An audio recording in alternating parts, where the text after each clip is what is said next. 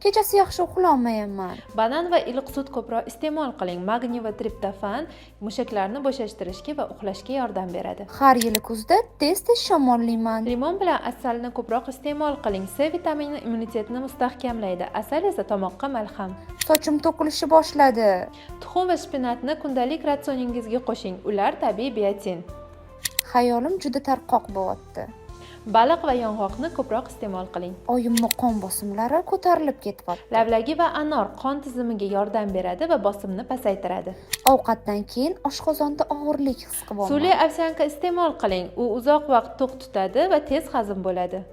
Aytgancha, shu bilimlar bilan oshxonada turli xil taomlarni to'g'ri tayyorlashni kundalik kursimda o'rganamiz. U yoqda siz 40 dan oshiq taomlar, shirinlikli salatlarni va bonus darsiga 10 xil zavtrak tayyorlashni o'rganasizlar. Kursga yozilmoqchi bo'lsanglar, kommentariyada plus belgisini qoldiringlar.